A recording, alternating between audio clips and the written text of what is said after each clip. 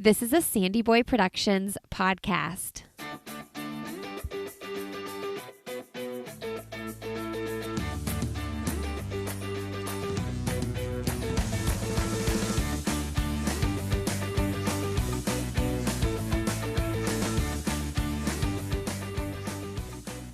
Hey everybody, welcome to All Have Another Podcast with Lindsay Hine. I'm your host, Lindsay. Thank you so much for being here today. Today you're listening to episode 273, and I'm talking with Andrew Kastor. So this is our third of the 4-part coaching series we're putting out every other week. Andrew is the head coach for the Mammoth Track Club. He started his own running journey at the age of 14 and went on to get a degree in exercise physiology, where his love for the sport grew. He also competed cross-country and track while in college, specializing in the middle distance events. And after graduation, he moved to Mammoth Lakes, California, where he created and coached a nonprofit running club called the High Sierra Striders. So now he's the head coach for the Mammoth Track Club, which is currently sponsored by On Running.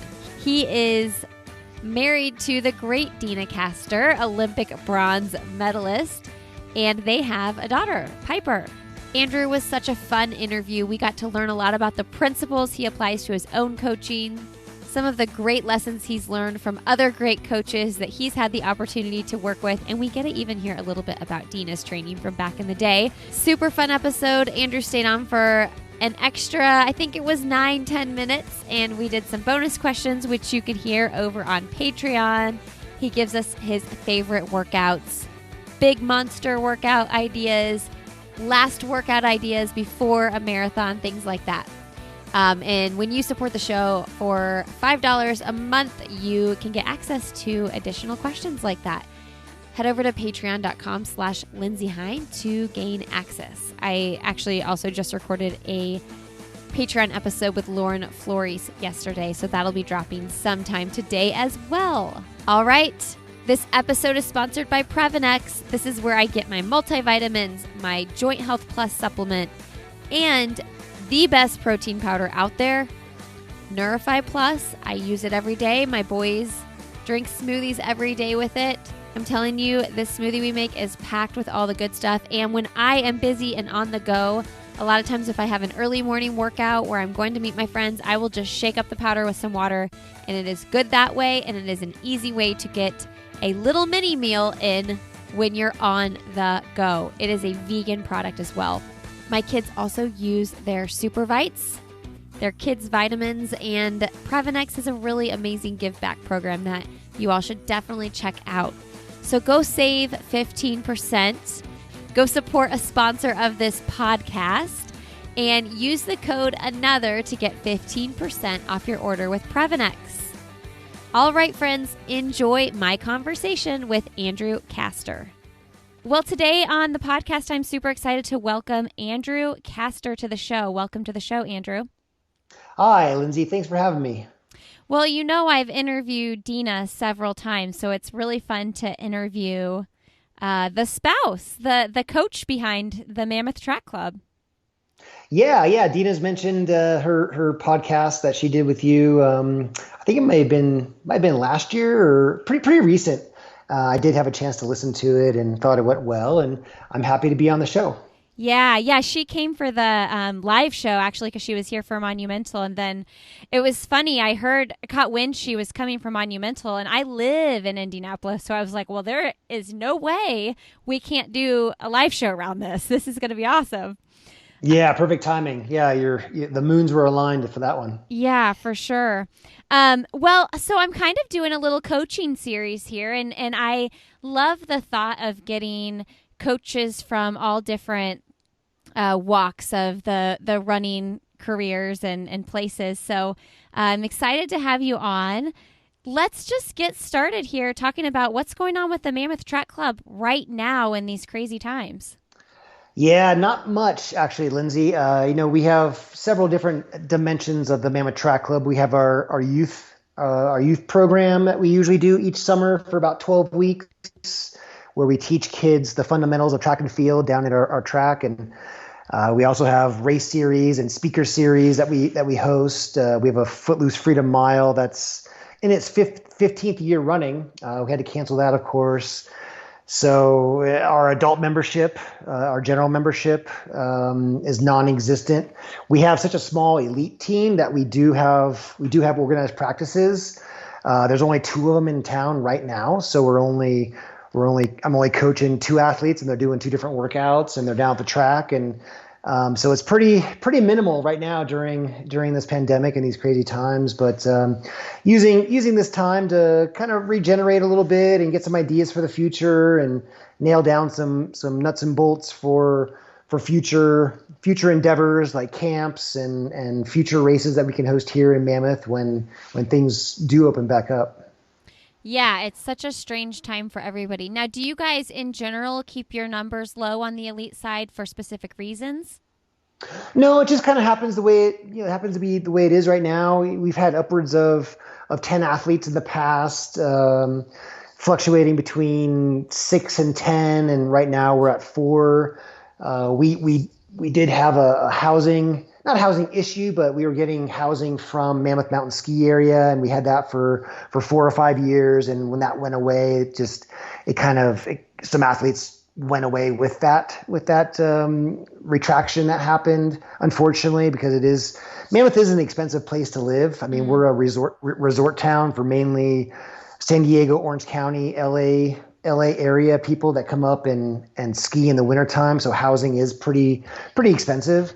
So that housing bonus that we had, that we're able to offer athletes, that was such a bonus the last 4 or 5 years for us. So we're trying to work back from that, and our races and our other endeavors bring in funds for our elite team. But since we can't host any of those events this year, so our finances are down this year. But next year looks promising, with bouncing back, and I think people are going to be pretty eager and hungry to race and to get up here to the mountains. Actually, right now, Mammoth is a destination for a lot of people from Washington, Oregon, Utah, Nevada, Arizona, and then a lot of people from Southern California are coming up and recreating. And I've never really seen the town this busy before, which is kind of scary, right? Because we're a small town of 7,000 people, and we have,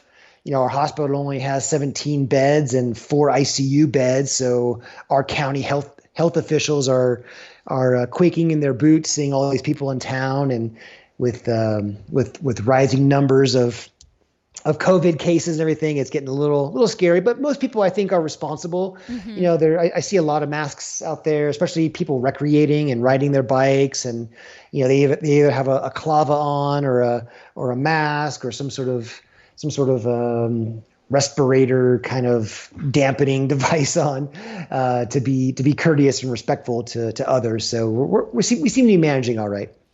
Yeah, there's a post on your Instagram of someone doing a track workout, and it's so beautiful. Like, it's got to be a dream place to live.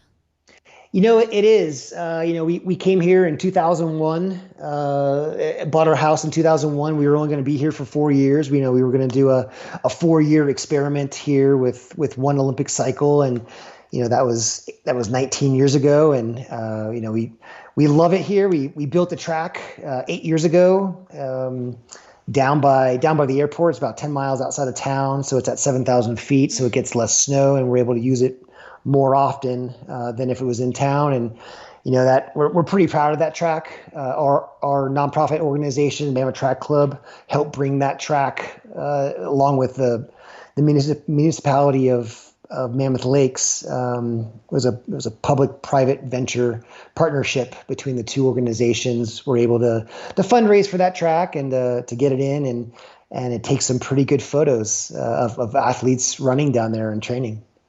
Yeah. Okay. So tell me about the birth of that track then. You're non-profit. So the Mammoth Track Club is non-profit. So you guys built it through the funds with the Mammoth Track Club, and then who all is allowed to use it? Is it open to the public? Is it just the track club? What does that look like? Yeah, so the Mammoth Track project started in 2006, and it took us 6 years to actually be able to run on the track. That was mostly just fundraising.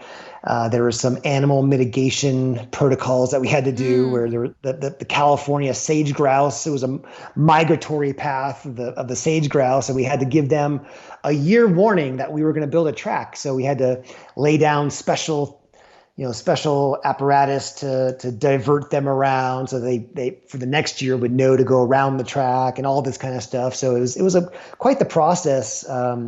But we were fortunate to have a major donor here in town. It was actually the gentleman that started Mammoth Mountain Ski Area, Dave McCoy, who actually just passed away this year at 105 years old, and he gave us a big chunk of change, partly as a loan to repay him back later. And then part of it was a gift. And once donors knew that we had Dave McCoy in our arsenal of people that were supporting the track project, more people started donating, and we raised upwards of $2 million to bring that track to Mammoth. Coincidentally enough, the year that Deena and I moved here, the high school redid their football stadium and omitted a track. They didn't put in a track. They didn't see a need. They didn't see a need for it. It was literally the year that we moved here. So we went.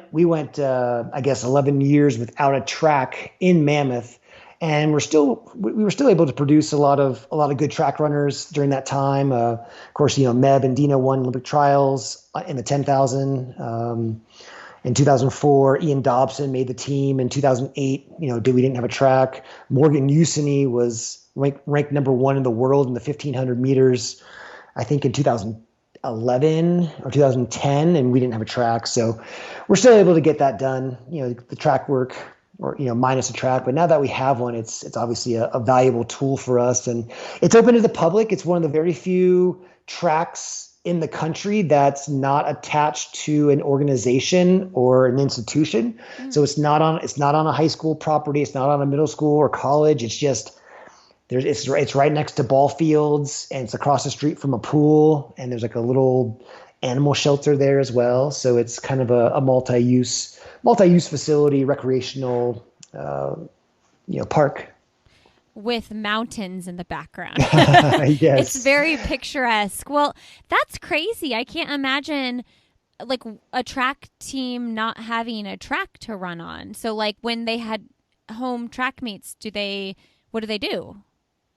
Well, there was no track program at Mammoth High School. Okay. The high school literally graduates 80 kids a year, Wow. 90 kids a year. So it's a very tiny school. Okay. And they just didn't have a track program. There was the one kid that was pretty good at cross country, and he or she would run track and just kind of jump into meets, quote unquote, in the area. I mean, we're not really near anything. So they would drive literally down to Los Angeles to go to Mount Sac, which is a 6-hour drive to race and come back. So there was maybe one or two that showed interest in running track. The years that I was here without a track. But now they do have a smaller track team. It's mostly the cross country kids and the cross country ski kids that go out for track, and they mainly just focus on sprints, hurdles, and distance running. There's nobody really to teach the shot put, disc, pole vault, any of the jumps. So it's a pretty small team. I think the biggest track team they've had in the last 5 years is maybe 12 kids. Oh wow. Okay. Well, yeah, it makes sense with only 80 kids graduating. Yeah. So you guys I read in an article that you described your track club as kind of like a mom and pop track club. Can you talk to us a little bit about the atmosphere? Yeah. I mean, before all this, sort of hit the fan with the pandemic, we'd have the team over for barbecues and team dinners, like once a week. Everybody would bring a dish, and, just really, it'd be, we had the team van, and we load up the team van in the morning, and I'd drive the team van, and Deena would sit shotgun, and we have all the athletes in the back. And even with our daughter, we throw our daughter in the back there, and she would be entertained by the young 25-year-olds that were on the team and everything. So it was kind of a family kind of feel. And that's the way we've kind of guided the elite athletes on our team was to really nurture them and to really use the principles that were taught to us to succeed, especially here in Mammoth at our altitude, and utilize the terrain to our best ability. So they were getting. I was a really good note taker when Coach Vigil and Coach Terrence Mahon were the head coaches here, and Coach Bob Larson, and I would always pick their brain, and I was sort of the de facto assistant coach to all three of those coaches. Assisting when they were out of town or proctoring workouts and making slight adjustments with the athletes. And so I learned a lot from them. So I've created my own coaching philosophy based on those three gentlemen, along with my college coach, Damon Martin, shaped my coaching philosophy. So, I take that and I say, Meb did this workout and Deena did this workout and Ryan Hall did this workout and Ian Dobson and, all the quote unquote old timers of the Mammoth Track Club, they did these workouts, and here's how we scale them back to where you are now. And we start working towards these kind of times. And, so I got tons of notes and lots of anecdotal stories to tell them. But then also Deena has the experience of being on the world's biggest stage, and having that knowledge and knowing what it took, the dedication it took to get to that spot, because Deena was a decent college runner, but I got guys and young ladies on my team that were that good in college as well. And Deena's able to relay to them like, hey, here's what I did. And here's, you're going to do something that's slightly different than me, but here's what it took. Here's the dedication it took. Here's the focus it took. And here's the recovery that it takes in order to make sure you're getting the correct adaptations after training and all that. So between the two of us, I think we can bring a unique perspective to our training group and our training philosophy and to the athletes. Yeah. Deena's book, Let Your Mind Run, which I know a lot of my listeners have read. There's so many huge pieces of mental health, like in the performance of your running, and how mental health is such a big part of that she talks about in that book. So is that something does she kind of head that piece up with the team as far as talking about how you mentally get tough through these workouts and races? Absolutely. Yeah. I think her book pretty much sums up her philosophy of what she gives to the athletes on the team and what she gives to just our community in general. When she sees runners that are on our general membership or our adult membership, she chats with them about being optimistic and cultivating optimism and all that. And I think the book is a good tool to be able to give to the running community and then the community at large as well. But a lot of what, it's embodied, her philosophy and what she gleaned from Coach Vigil. I think Coach Vigil was a big driver of her philosophy and the direction it's going.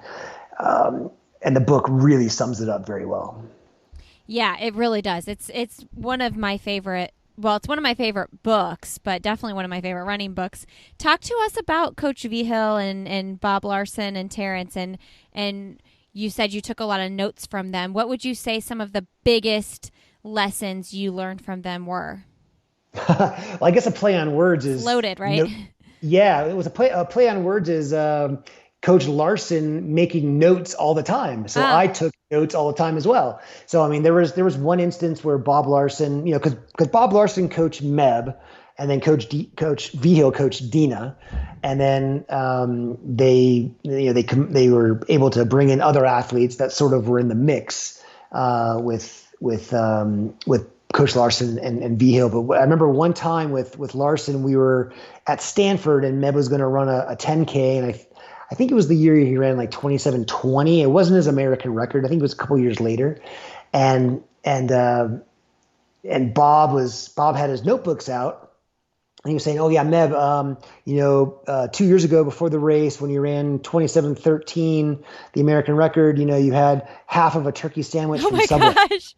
And we're like, well, shouldn't he have a whole sandwich from Subway this time so he can run faster? That sort of, we were kind of joking around with him, but he's got backlogs for decades, I think. And he's got each year has its own notebook. So occasionally I'll call him and say, hey, go get your 2004 book. What did Meb run for his Lake Mary repeats?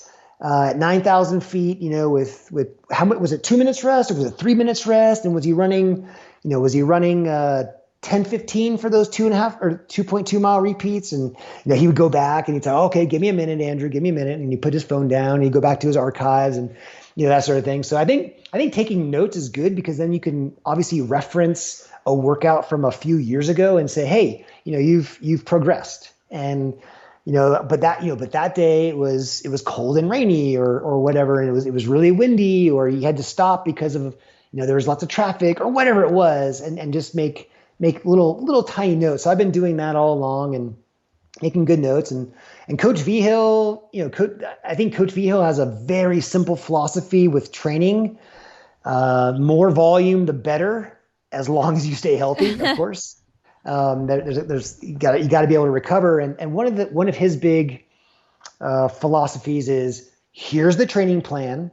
Make sure that you do everything possible to recover, to be able to successfully do the training plan. And he would give his athletes, he would give Deena a month training program in advance. So you'd see, the first of the month, that first week where you have like 4 by a mile for Deena, it was like 4 by a mile, 5-minute pace, 3-minute recovery. And then by the end of the month, you'd see 6 by a mile at 4:55 to 5-minute pace with 3-minute recovery. And you're like, oh my gosh, how can I get to there? So it would kind of like shock you and scare you into, I better take recovery very seriously. Because, I got to be able to survive this training and get to the last week. So that was kind of his philosophy. Like, here it is. There's no secrets. It's a tempo run a week. It's a long run a week. It's a hill run a week. And it's upwards of 2 workouts a week. I mean, his training was absolutely crazy. It was 5 days of really hard training with 2 days of recovery. And it was like, okay, figure out how to recover from this. And so in my wife's case, which I know the best, she was literally sleeping 12 hours a day, 10 hours at night, 2 hours in the afternoon, and eating a ton of calories. And then I came in with maybe 8 to 10 hours of massage therapy a week, just to make sure she was recovering. And she was taking cold baths, especially in the summertime, not in the winter, but she was making sure that she did everything possibly right to make sure that she would recover from month to month, because Coach Vigil wouldn't back off. So he sort of wants you to rise to the occasion. Simply put. Well, I mean, it sounds weird to say, because obviously sleeping is not work, but it seems like the recovery is like just as much work as the training, because you have to be so meticulous about it. So maybe not just as much work isn't the way to put it, but like just as important, just as valuable. An elite professional athlete has to consider themselves working 24 hours a day. Yeah. They're literally at work. Whatever they put into their bodies, how much they sleep, how much they train, they're literally working 24 hours a day. And anything that takes away from that little bit of energy that goes back into recovery is assessed. There was a lot of times where we said no going to graduations or weddings or parties or whatever. And we said, we opted out and said, you know what? There's a 25-mile run tomorrow. We can't drive down to your parents' house, which is 5 hours away, drive back, and then make the training run. It's just not going to happen. So there was it was dedication. And I think maybe Deena says it in her book that we don't believe in sacrifices. Mm-hmm. That's a bit dramatic for us. Sacrifices. It's choices. It's choices. Making the right choices. And I hear athletes saying you got to make the sacrifice, and I'm like, that's a bit dramatic. I mean, there's other things in life where maybe you do sacrifice something, but we're talking about running. So we're making good choices to better ourselves in running. I love that. I love that theory. Yeah. I mean, And then from Coach Mahon, Coach Terrence, I learned that you gotta coach the individual. That was one of his big things was coach the individual personality. So the simplest way I can explain that is if you take two athletes and you give them the same workout like a fartlek. So you take Deena and you take, back in the day, Morgan Usini, who was a 1,500 meter runner, obviously Deena marathoner. You take both those athletes and you tell them to do a fartlek, and you give them about the same sort of parameters, like, okay, 2 minutes on, 2 minutes off. Morgan's going to run it completely different than Deena's going to run it. So you got to identify those different psychological and physiological not barriers, but just those psychological differences, if you will. Identify those and coach those specifically. So like when I give my track runners, my middle distance runners, a fartlek occasionally, I know that the marathoners are gonna whoop up on them because their recovery jog in between is going to be much faster. So he's got to make sure that you're playing to each individual personality of the athlete. What a cool group to have been able to learn from. Oh yeah, no, I consider myself very lucky to be able to have sat in on conversations with Terrence and Coach Vigil just before an Olympic trials. What's that team meeting look like, or what's that elite athlete coach meeting look like the night before Olympic Games final or marathon or whatever it is. So I've had some pretty good insight. I've been a fly on the wall, just kind of absorbing all that and trying to at my best to be able to give that back to the athletes I coach now. Hey friends, a quick break here to let you know about my friend Sarah Canny's Rise Run Retreat virtual running retreat. This is a great way to stay connected and motivated during these weird times. This is a 3-day live and interactive experience that includes original themes and content from the in-person retreats, a digital workbook, access to 2 live webinars and a live Q&A with their amazing guest speakers, access to a private online community forum, a custom swag bag delivered to your door, swag box, a digital swag bag with generous discounts from the partners of the Rise Run Retreat, the ability to access all the content for 14 days after the retreat, including playback of all the live sessions. The next Rise Run Retreat virtual retreat is September 18th through the 20th and features women's health physical therapist and owner of Reform PT in New York City, Dr. Abby Bales. It also features mama, athlete, activist, and mental health advocate Allison Desir. Registration is open now through September 14th at riserunretreat.com, and be sure to use the code IHA10 to get 10% off your virtual retreat registration. All right, Sarah puts so much love and energy into these retreats, and I know they are amazing. You will leave them feeling inspired and motivated and encouraged. So go to riserunretreat.com and check it out. Use that code IHA10 to get 10% off of your virtual retreat registration, which closes September 14th. All right, enjoy the rest of my conversation with Andrew Kastor. Yeah, I'm curious, what age did you and Deena get married? So I was 27 and Deena was 32. So my question is, the training philosophies and, all the things that she outlines and Let Your Mind Run, and then all the things that you've just spoken to me that you've kind of taken and learned and then created your own philosophy. Did the two of you kind of grow together in that? And what happens when you have like differing thoughts and things like that as far as training? Well, I think Deena and I have always been a great team ever since we started dating in April of 2000. We were always, we always wanted the best for each other, and we still do in my career and of course in her career. So I think our philosophies did grow together. I think I think I'm the better coach. Deena just sort of did what she was told by Coach Vigil and Terrence and Lance Harder and Coach Bill Dooley from high school, college, and then beyond, of course. So she always kind of did what she was told and was really good at it. I studied exercise physiology. I think probably have a better grasp of the physiology, and the whys and the hows of the training, versus Deena. But Deena gives an element of coaching that I can't give because I was never an elite athlete. I was always striving to be. So I studied and I learned. I was reading physiology textbooks in high school where I only understood 25% of it. Then after college, I went back and reread them and I understood 90% of it.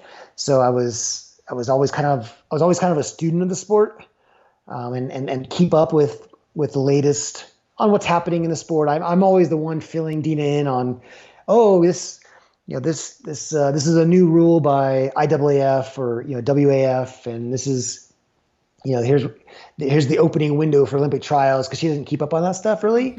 So I'm more of a student of the sport, but Deena's been really cultivating her philosophy and being able to having her I guess her stature or her being on her soapbox, I guess. She has a taller soapbox than I think most, and she's able to convey that message to her following and puts out a good message and is trying to give back to the sport that's given us a lot. I think when we first took over the Mammoth Track Club, her and I, sharing the coaching duties, if you will, back in 2012, it was always our mission to give back to the sport in which have given us so much. Not just finances, but just in terms of relationships and support and well-being and happiness and something to do. So that's been kind of our mission for the last 8 years with the Mammoth Track Club is to really pass along the knowledge that we've gained and give back to the sport that's given us so much. Okay. You said you're the one that shares the information, the news and whatever that comes up with Deena. So what are like a couple of the most recent things that you've learned that you've shared with her? I guess just little nuts and bolts things like I told her that the Olympic trials were postponed. Like I found that out the morning it was announced. So I relayed that because I know she wasn't going to be on social media that day or whatever, and I kind of let her know that the qualifying window was postponed for the Olympics on until December 1st, and then just recently, international athletes doesn't really pertain to us right now, but international athletes can now achieve road racing standards in the walks and in the marathon. Starting I think as early as I think it was just September 1st. So those little things that. Or if somebody gets busted by USADA or WADA, I'll fill her in on that and say, oh, did you hear so-and-so got to miss 3 tests? I think that seems to be the theme of people nowadays, is missing all these tests and Deena, Deena was in the testing pool from 1997 to probably 2015. So there's my math is right, 18-year swing where she was in the USADA and WADA, either the WADA or the USADA testing pool for 18 years, and she never missed a test. So and that's back in the day where she actually had to fax. I don't know if most of your listeners know what a fax are, but she had to fax these forms in of where she was going to be for the entire quarter of the year, or where she assumed she was going to be. So she had to write in, U.S. Olympic Training Center, Chula Vista, from January 1st to February 15th, training for U.S. Cross. She had to put that in, and she had to write down, that she would be in dorm room number whatever, and then it evolved to online, where, this is so much easier, so much more convenient to be online and fill out the USADA forms and the WADA forms. And then there was one time, I know this for sure, that WADA and USADA don't talk to one another because Deena was tested twice in the same morning once by WADA, once by USADA down at Chula Vista at the training center right before a workout. And Coach Terrence was down there, and he's like, Deena, why are you late to practice? She's like, oh, USADA knocked on the door. And as soon as she got down the track, WADA was waiting for her. So she had to produce another sample. So anyway, I mean, little things like that, like evolution of the sport and convenience. And now I think you can just do everything. There's an app on your phone where you can update. So little things like that. So when people miss tests, we kind of say like, what's going? It's so much easier now. Yeah, it doesn't really seem like there's an excuse at all. Like this is your job. Okay, I have a question about your coaching philosophy, because I did read that you said, well, you can ask me that, but like in 5 years, I'll probably say something different. So now in your current state, this is 2020, like how would you describe your philosophy in this moment? Well, I think, so I coach a variety of athletes. I have some online clients that I coach that are, Boston qualifiers and everything, but my philosophy is slightly different for them. But in terms for my elite athletes, I do believe in volume, kind of like Coach Vigil. I believe that the more volume you can successfully take in, without getting injured, of course, is better, because when we're dealing with 1,500 meters and up, the races are mostly aerobic.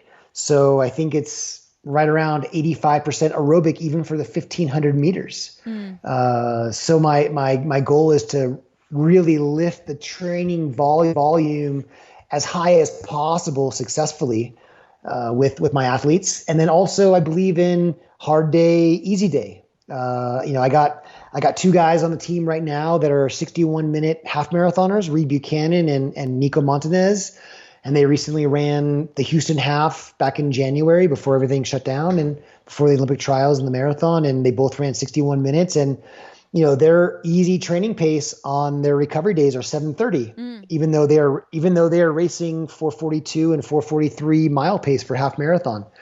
So for those guys to be able to run 7 to 7:30 pace is completely aerobic. And that's something I picked up from the Kenyans back in high school. When I first started running in 1991, I was a freshman in high school.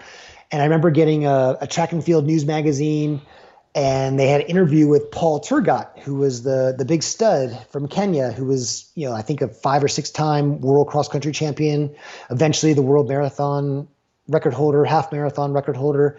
And I remember a quote from like 1991 or 1992 of him saying that my hard days are at 4-minute pace and my easy days are at 8-minute pace.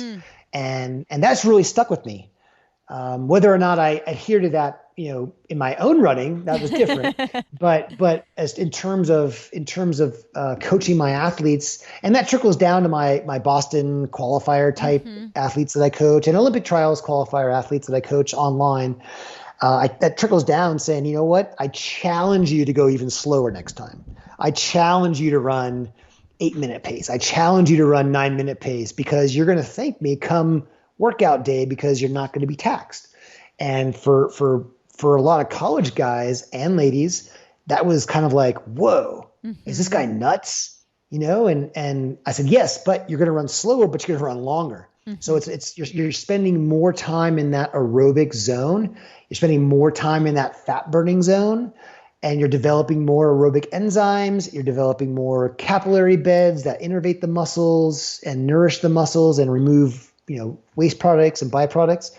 So I mean, even our guys right now, their long runs, they average 7 to 7:30 mile pace for 2 hours for the long run, especially now that they're training for 5,000, 10,000 meters.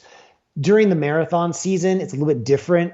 I usually have the marathoners do a little bit of a progression run for their long runs, where they start off at that 7:30 pace, and then the last 5 or 6 miles they tend to be a little bit more biomechanically efficient, if you will, and pick it up to maybe 6:30 pace, where they're finishing their long runs. It just depends on what the focus, what the season is, and what the focus distance for racing is. Yeah, that's such a strong message. I am such a believer in that as well, like the slowing down on the easy days. How many athletes do you virtually coach? Like a Boston qualifiers, Olympic qualifiers, and that sort of athlete? I typically have 8 to 10 athletes that I coach at one time, spread around the country. Oh, that's a nice healthy number. It's a good number. Yeah, it's a good number, and I'm still able to give them good quality service. Somebody sends me a text, I try to answer them right away. I update. I don't give them a month training program like I was saying before.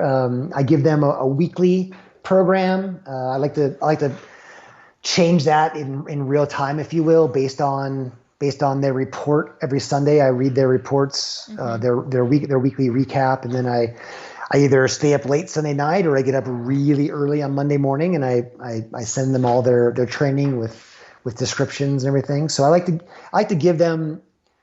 I like to coach them and I like to talk to them as much as I would talk to my elite athletes who I see on a daily basis. So I'm trying to give them that experience of having a customized training program based on their work schedules, based on their family life, based on their current fitness, and then of course their goals. I love that. Okay, so let's do a athlete. Like, say I'm an athlete, and I'm going to ask you a couple questions that you coach. Sure. Okay, say I am going for a 3:05 marathon. Okay, I'm a very low mileage runner because I'm injury prone. So say I peak out at like 45 miles a week. What kinds of things would you have me do as one of your athletes? Like, you know how, you say like slow your easy runs down a lot, but those people are probably doing like multiple workouts a week and things like that. So, I don't know, just give us your thoughts on like an athlete like that's running like a lower mileage base, but wants to run, a 5-minute PR or something in the marathon. Sure. The first question I would ask is, where did you get the 305 number? If you come to me with a number, is that a Boston qualifying number based on your age? Is it one? Is it a PR for you? Is it a 5-minute PR for you?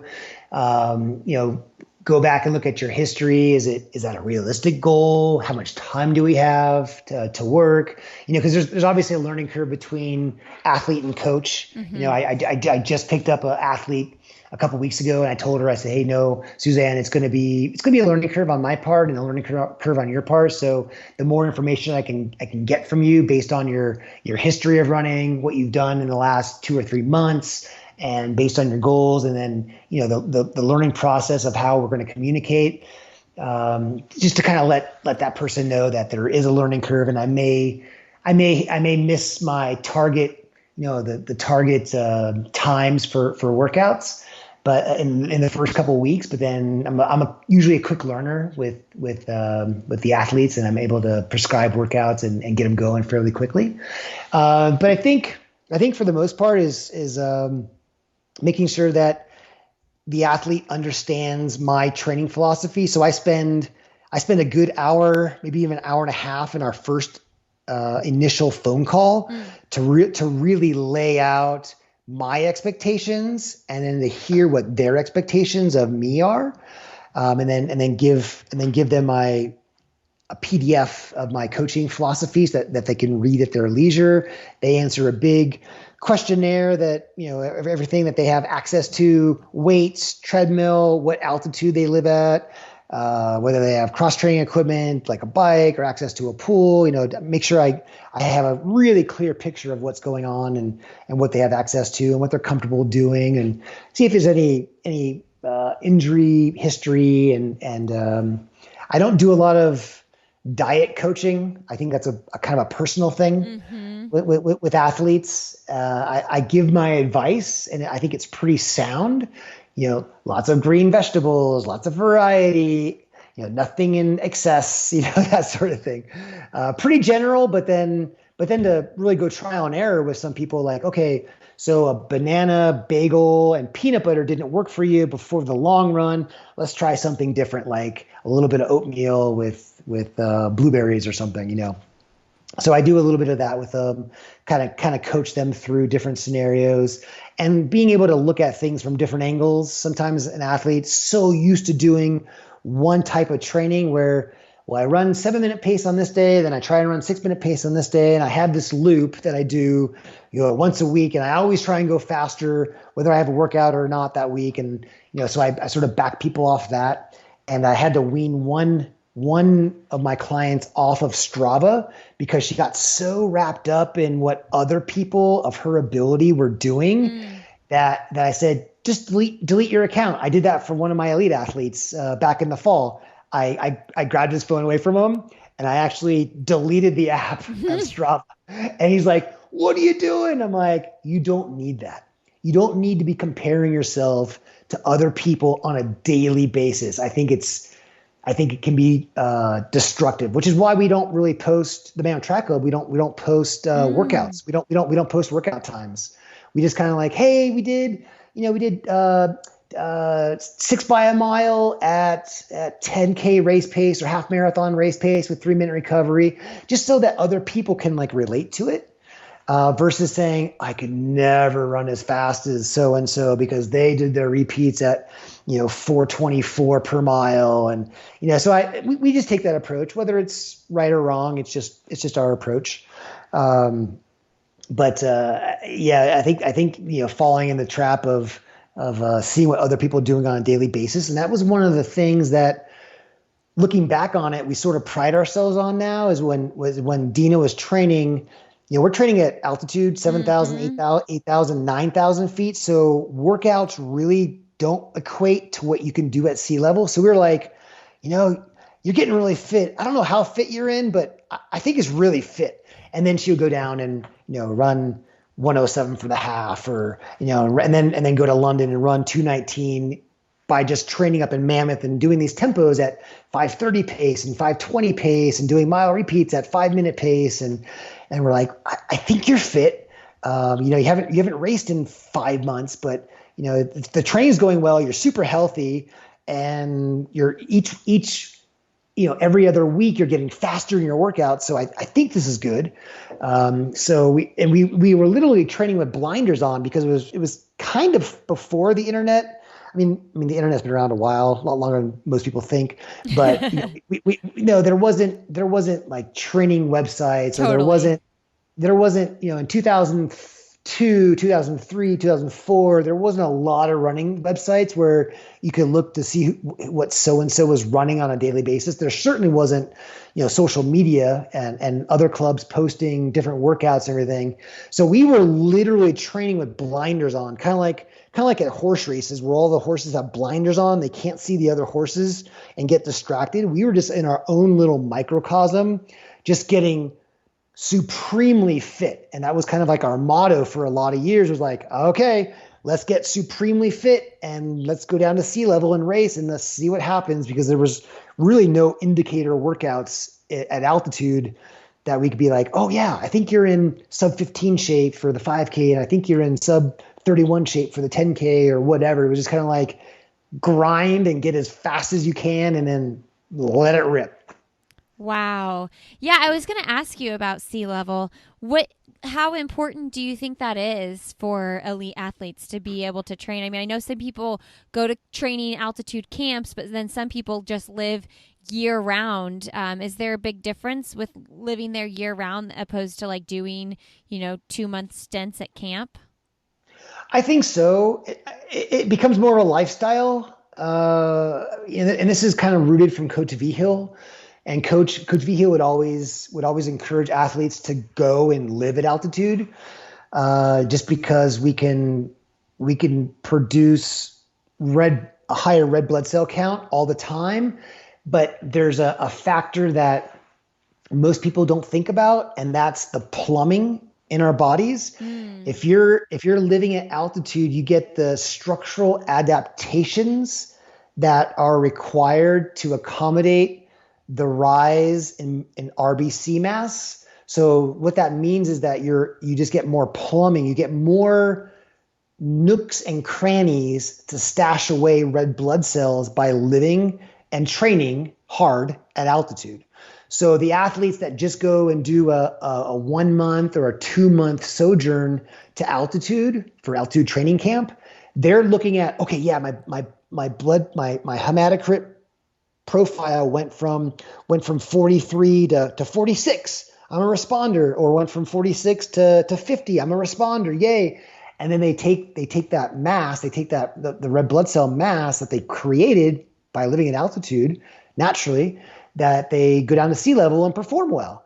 But there's another side of the coin where it's the getting the structural adaptation. Something that was interesting. Deena the last blood test that Deena got was maybe 2015, and we looked at her hematocrit, which is the number that most athletes and coaches and physiologists look at as a responder to altitude. And this is right before she ran 109 as a master athlete at the Philly half, and she broke the world record there. Wow. It's maybe two or 3 months ago, or 2 or 3 months beforehand. And I was astonished to see her hematocrit. And the doctor that looked at her hematocrit was 39, which is really low for an elite distance runner, especially a distance runner that just went and ran 109 for the half. And the only thing that we could explain it, and we talked to Coach Vigil about it, was that her vascular system is so well adapted and so vast that she was storing more red blood cells, and her blood volume was a lot more, was higher, and she had more blood plasma than if she just lived at sea level and came up. So it was really kind of an interesting phenomenon. I don't know if we ever really figured out what it was, but it was, we deemed the fact that she had been training hard at altitude for 20 years and has never really left home base. We would do sea level training camps for 3 to 4 weeks before big events, to thin our blood out. And that's another side of the coin too, where athletes living at altitude and that are going to race in hot, humid conditions need to go down for 3 to 4 weeks to thin out our blood and to get more blood plasma so that we can sweat more effectively at sea level. So going into Athens in 2004, Meb was down, I think 30 days before he got the silver medal, and Deena was down 21 days before she got bronze. So it was just enough time to really thin out the blood and to get the sea level legs on, make sure you're getting the turnover and dialing in race pace at sea level, and then also being able to sweat efficiently too in hot, humid conditions. And then also, of course, adapt to the time zone. What a cool year when they both medaled in Athens. It was special. And if you asked anybody training with them, and you asked any of the coaching staff, myself or Coach Vigil or Coach Larson, as they were the head coaches at the time, if you asked any of us a month out, we would have said that they were going to medal. They were just in such great shape, and we knew that nobody on the planet was training like them, and we were just confident that both of them would medal. I mean, literally 4 to 6 weeks out, we just knew it was going to happen. We didn't tell anybody that. Yeah. In all the interviews, I didn't do any interviews. Obviously, Coach Vigil did maybe a couple. Bob did a couple. Of course, Deena and Meb, were interviewed by NBC just days before they raced, and they spoke confidently, but they didn't speak arrogantly, or they didn't speak like, yeah, I'm going to get a medal. But Deena going into Athens, Deena was the 4th fastest going into the race, because she had run 2:21 in London the year before, and Meb was something like 38th fastest going in, and we were confident because he ran some workouts at 9,000 feet that were like, he's in really good shape. So it just had to go in, just had to go and execute. Yeah. Is there some strategy behind that? Like in your pre-race interviews, I think that some people go with the strategy that's like, I'm going for gold. Like, why wouldn't I? But is there something to be said for, like you mentioned, being, yeah, we're fit, we're ready, but kind of not giving away that you're that ready? Yeah, it's a balance. I mean, Yeah. there's some athletes that can pull it off and they have that personality. It's like I'm going for goal. I'm going for the win at all cost. Mm-hmm.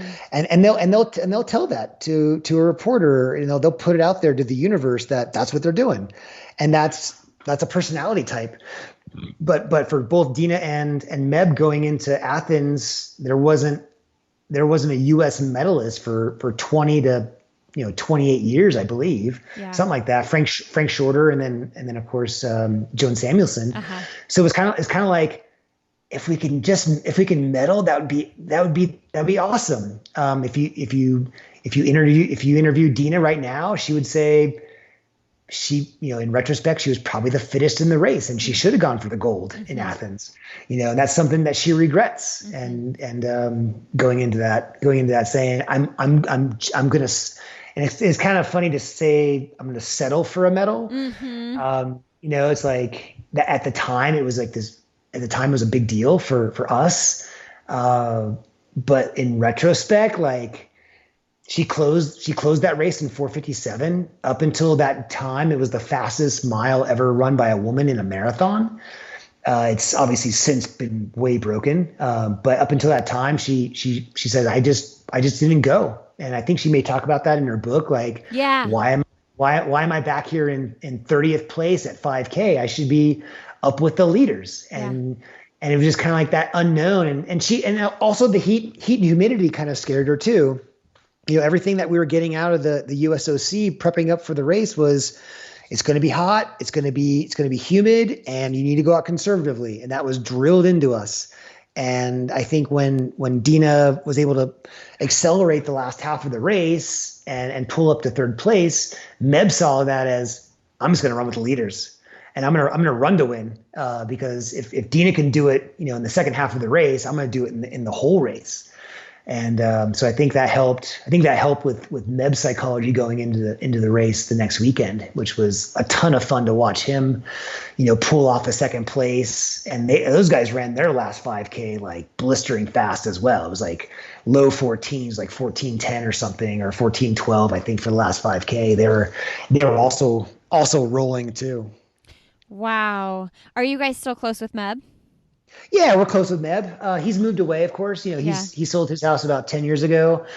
He's living in Tampa with his family, and we still bump into each other. And I still wish him a happy birthday via text message. And we bump into each other. And I always say, hey, I always call him my brother from another mother, and give him a little high five kind of hug thing, and so yeah, we're pretty close. That was a special time for us here in Mammoth, training together and lacing up the racing flats and biking with them, and I did some of his massage work for him along with some other therapists here in town, so we got to know him fairly well. Yeah, that's so cool. Yeah, I mean, Meb and Deena, I would say, are probably, when people look at the scope of marathon running in these last 20 or so years, it's like the positive mental attitude as well as like the crazy performances, just legends of the sport. So it's so cool that they got to train and run and both medal in that same year, from your group. So that's so awesome. Tell us about your partnership and sponsorship with On Running. Yeah, so On came to us.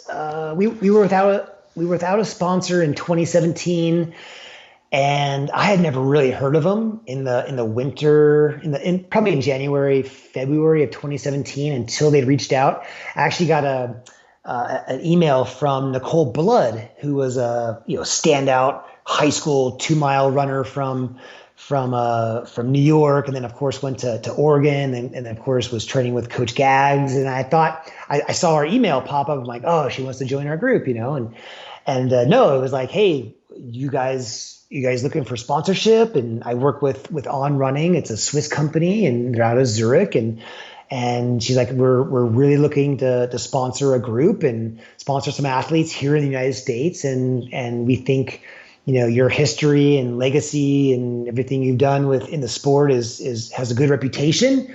We want to see if a partnership would work. And that was, I think, probably like January, February, because I remember being in I remember being in Florida for US Cross and going into a running store and actually trying the shoes on for the first time and going for a little jog in them. And then later that year, and I think it might have been July 1st of 2017, we signed our contract. We signed four up and coming athletes with On Running, and have kept a few of them over the last 2.5 years, and they've been very supportive. We've flown to Zurich, Switzerland to headquarters. I brought 2 athletes over to run the Zurich Marathon, and one of them actually ended up winning it in on gear, which was phenomenal. It was good PR from the club, good PR for Margot, who won the race, and good for the brand as well. So that was kind of fun and exciting, and looking forward to continuing our partnership into the Olympic year. We're going to be renegotiating here pretty soon, and our contract went through the original Olympic year, at the end of this one. So we're going to be looking for them to support our athletes through next year as well, and it's just been a really good partnership for us. I think they identified with Mammoth really well because of the small town chalet atmosphere of being a ski town, and the mountains and the pine trees and the big giant granite rocks that we have, and so I think it was a good partnership for them, and definitely for us to be able to keep athletes healthy and keep footwear on them, and fund them to go to races, and sponsor our speaker series here in Mammoth, and that we do with our elite athletes, with all the high school kids that come into Mammoth. We have upwards of 2,000 to 3,000 kids that come to Mammoth each summer. Not this summer, but every other summer that we have this speaker series where I have all of our elite athletes at a picnic table in one of our parks, Shady Rest Park, and we have about anywhere from 400 to 600, 700 kids show up to these talks, and I pass a microphone around, and the kids get to ask questions, and they can win Mammoth Track Club and On Running gear while they're there if they answer a Mammoth related or a track related trivia question. So I'm the MC of that event most years, and be able to give back to the running community, and then have the kids ask our elite athletes, which there's not that much age difference. Our athletes are 25, 26, 27 years old. There's only about an 8-year difference to some of those high school and some of the college kids that come up too. They're very close to those college kids age. So they ask them, what's your favorite run in Mammoth? What do you eat? And then we have to clarify, like, what do you eat after a run? What do you eat before a run? And what's your best high school memory? What's your favorite event? What are you training for? So On Running has been a good supporter of that series that we do as well. Hey friends, a quick break to encourage you to check out the other 2 podcasts in the Sandy Boy Productions podcast network. That is my network that I started last fall. I guess it was maybe last summer. But the Illuminate podcast, which I co-host, this past week I hosted an awesome episode with Deborah Devines, who is the founder of the Indiana Prison Writers Workshop. An incredible conversation over there, episode 54. Definitely check that out. And then the Up and Running podcast, hosted by Lauren Flores and Abby Stanley. These ladies are doing an amazing job over at Up and Running, and they are bringing you all the latest news in elite and professional distance running. They bring you this information in a really fun way, and I am certain you will enjoy it. Check them out. Up and Running with Lauren and Abby. All right, everybody, enjoy the rest of my conversation with Andrew Kastor. Okay, are you ready for into podcast questions? Yes, let's do it. All right. What is one thing professionally or personally that you'd like to do that you have not done yet?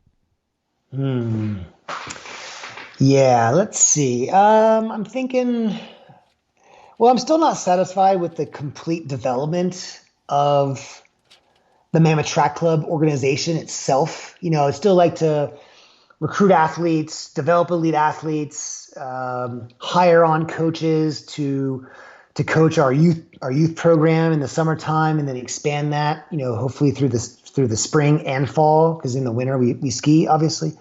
And I guess bolster our races that we put on, make those better for the community. So I think just kind of pursuing what we have now and getting better at getting better, I guess, making things more enjoyable, and producing athletes going to U.S. championships and qualifying for world championships and Olympic games. I guess that's sort of the passion that we have now. And that's, obviously that's professional. And personally, just maintaining my fitness, I think personally, is kind of what I want to do there, is just, and keep a clean garage. Keep a clean garage. I love that. That's hard to do. Everything piles up so fast. Like it does. And we've actually, Lindsay, we've been purging a lot of things. This lockdown, this pandemic, we've been having, posting things on Facebook and placing it outside, and people leave cash underneath the mat, and just getting rid of a lot of stuff. So I'm actually proud to say that I can pull a car into my garage. I got my workbench and workshop all neatly and organized and everything. And I want to be able to have that example for our daughter Piper, where oh yeah, growing up, our garage was always clean, and we always had a car, and we always had access to our bikes, and I didn't have to step over anything. Kind of the inverse of how Deena and I grew up. So I want to make sure that we're not, the house is nice and organized, and lead by example for our daughter. Well, it feels better. It just feels good when things are organized. Yes. I mean, and I'm with you. I feel like I purge all the time, yet and I'm not an excessive purchaser of things, but yet there's still 12 bikes and, so many things to organize. So, I actually just went through and organized all of our junk drawers last weekend, and it was so satisfying.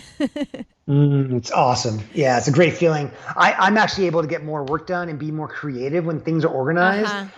Deena's a bit more focused. She can, her office desk is literally our dining room table, and she has stacks of papers around, and I don't say anything because that's her deal. She knows where everything is.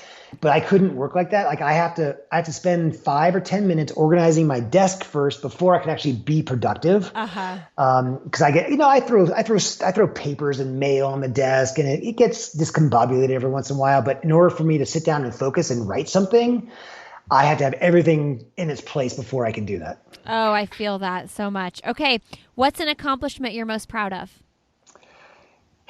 So right off the top of my head is raising a daughter. It's both challenging in the sense of accomplishment when she's, completes a task at school or does a ski run that I'm following her with, and I know that's not me personally, but it's, I think just being a parent, I think is really fun and challenging. And it's a sense of accomplishment when they achieve something. So I think it's kind of an offshoot, but I think the thing I'm most proud of, I think recently is writing 2 books on running. I meant to cover that. And, yes, share. And I never in a million years considered myself a writer. I always did okay, being in the science department, exercise physiology and writing papers. I always did all right. But Deena being a literary major and a journalism major, she's the writer in the family. I always thought of her as the writer in the family, but I beat her to the punch, writing our first book, and then I beat her to the punch writing my second book, which is kind of a sore topic in this household.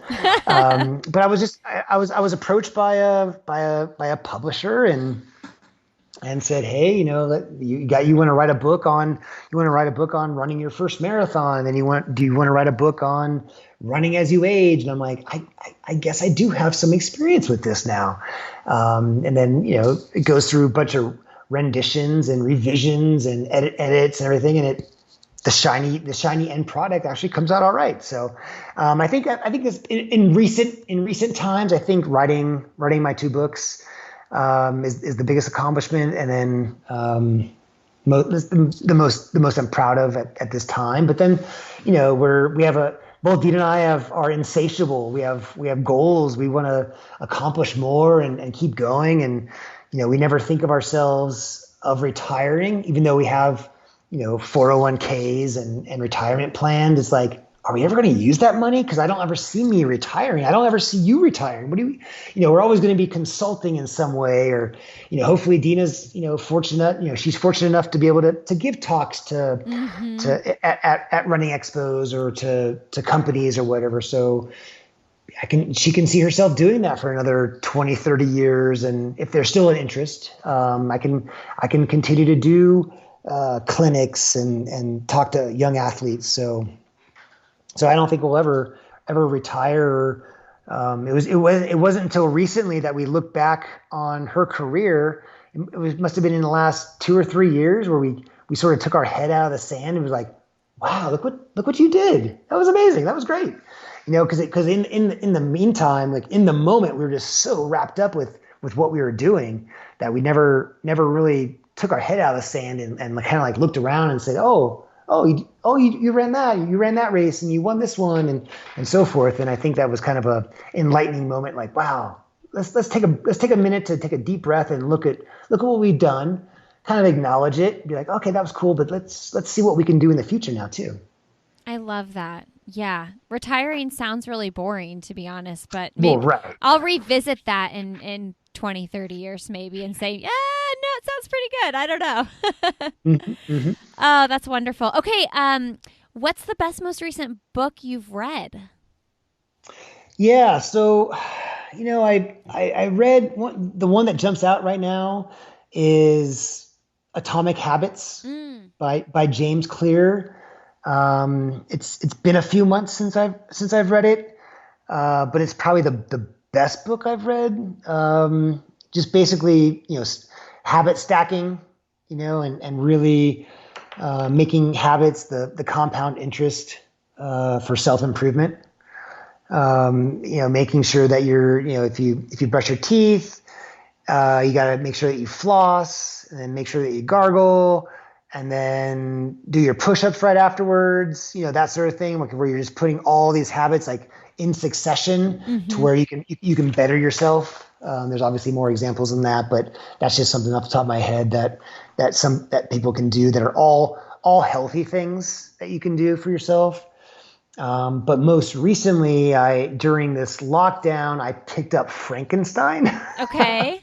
Because I was not a literary major like Deena. So like Deena has like all these, obviously, fiction storytelling, writing books and everything. And I'm like, I never even glanced at them. I have my old college physiology and kinesiology and Tudor Bompa's methodology of periodization and all these kind of books that I glance at from time to time. And then she's got all the storytelling books. And I'm like, you know what?